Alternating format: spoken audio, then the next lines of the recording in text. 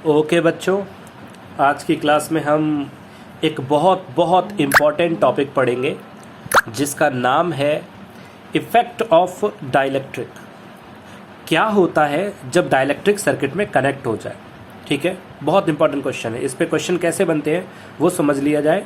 फिर आप पहले ये समझ लें कि ये होता क्या है, किस तरीके से ये बिहेवियर अपने शो करते हैं, और फिर इसके बाद इनके इफ़ेक्ट को भी हम यानी इनके आने वाले क्वेश्चंस को भी हम पढ़ लेंगे।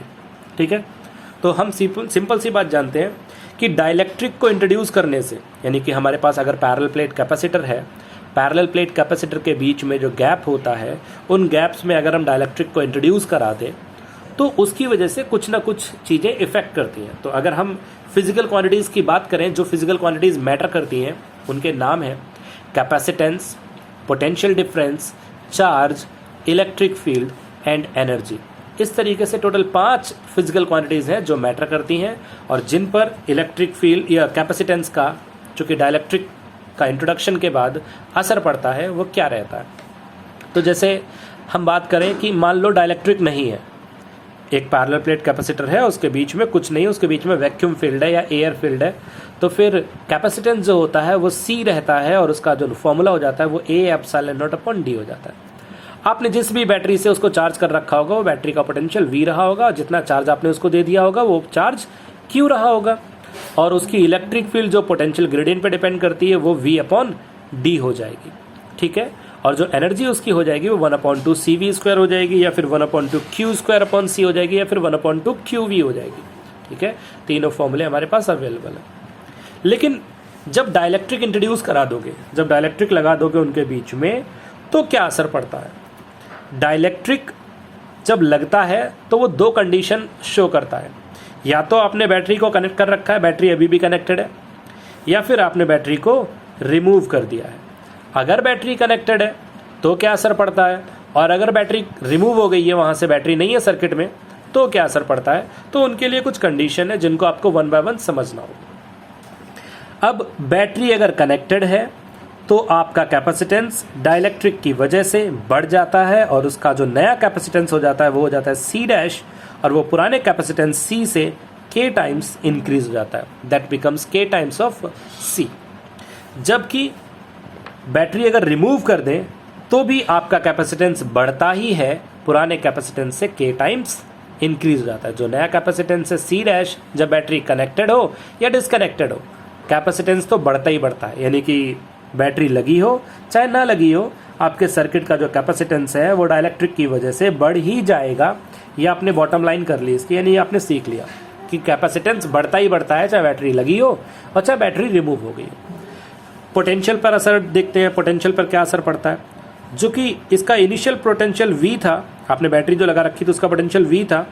जब आपकी बैटरी लगी रहती है, क्योंकि आपकी वही बैटरी लगी है, तो जो आपका नया पोटेंशियल है, जो आपका पुराना पोटेंशियल है, वो कैसे है, सेम रहेंगे। तो जो नया पोटेंशियल है V' और जो पुराना पोटेंशियल है V, वो दोनों एक दूसरे के इक्वल में रहेंगे। लेकिन जब बैटरी रिमूव कर देते हैं, तो बैटरी रिमूव कर देने के बाद डाइलेक्ट्रिक की वजह से जो आपका नया कैपेसिटेंस है V', नया पोटेंशियल है V', वो 1/K टाइम्स ऑफ पुराने पोटेंशियल के हो जाता है। यानी कि पोटेंशियल डिक्रीज हो जाता है on introducing a dielectric in between the gap. ठीक है, तो हमने यहाँ पर ये सीखा कि बैटरी अगर कनेक्टेड हो तो हमारा पोटेंशियल पर कोई असर नहीं पड़ता, क्योंकि हमारा पोटेंशियल जितना था उतना ही है। लेकिन जब बैटरी रिमूव हो जाती है, बैटरी सर्किट में नहीं रहती, तो हमारा पोटेंशियल 1/K टाइम्स डिक्रीज हो जाता है। ठीक है, चलिए चार्ज पर असर देखते हैं। चार्ज का असर ये है कि अगर बैटरी लगी हुई है, अगर बैटरी लगी हुई है तो चार्ज हमारा K टाइम्स बढ़ जाएगा। ठीक है, लेकिन अगर बैटरी हटा दी है अपने सर्किट से, तो भाई क्योंकि सोर्स हट गई है तो चार्ज आने की एबिलिटी हट गई, चार्ज अब आ ही नहीं सकता। और जब चार्ज आ नहीं सकता तो आपका जो चार्ज पुराना था Q और जो आपका नया चार्ज है वो हमेशा सेम रहेंगे। यानी जितना चार्ज आपके पास था उतना ही चार्ज आपके पास रहेगा। क्यों? क्योंकि चार्ज के आने की कोई सोर्स अब नहीं रही। सोर्स कौन थी? बैटरी। और बैटरी अब है ही नहीं सर्किट में। जब बैटरी सर्किट में नहीं है तो फिर आपका पुराना चार्ज और नया चार्ज कैसा रहेगा? सेम रहेगा। ठीक है, अब आते हैं इलेक्ट्रिक फील्ड पे। इलेक्ट्रिक फील्ड पे क्या असर पड़ता है? जो आपकी पुरानी इलेक्ट्रिक फील्ड थी और जो आपकी नई इलेक्ट्रिक फील्ड है, जब बैटरी लगी होती है तो वो सेम रहती है। ठीक है, जब बैटरी लगी होती है तो वो कैसी रह जाती है? सेम रह जाती है। चलिए लेकिन बैटरी हटाने से क्या होता है? बैटरी हटाने से आपकी जो नई इलेक्ट्रिक फील्ड है वो 1/k टाइम्स डिक्रीज हो जाती है। नई इलेक्ट्रिक फील्ड जब बैटरी रिमूव कर देते हैं तो डिक्रीज होती है, और कितना डिक्रीज होती है? 1/k times. ठीक है, एनर्जी पे बात कर लेते हैं। जब बैटरी कनेक्टेड है, तो जब बैटरी कनेक्टेड है तो पुरानी एनर्जी जितनी भी होती है, आपकी एनर्जी नई वाली k टाइम्स बढ़ जाती है, पुरानी एनर्जी से k टाइम्स बढ़ जाती है। जबकि अगर आप बैटरी रिमूव कर देंगे तो ऑन रिमूवल ऑफ बैटरी आपकी नई एनर्जी जो होती है 1/k टाइम्स डिक्रीज हो जाती है। ठीक है, तो आपकी पुरानी एनर्जी ये थी 1/k टाइम्स, वो वैल्यू आ जाती है, तो वो वैल्यू डिक्रीज हो जाती है। आई होप कि आपको ये टॉपिक, ये कंडीशंस आ गई होंगी। इनको 1 बाय 1 नोट करें कहीं पर और अच्छे से तैयार करें, और फिर मुझे बताएं कि आपको ये टॉपिक समझ में आया या नहीं आया। ठीक है, आज के लिए इतना ही, बाकी अगले वीडियो में।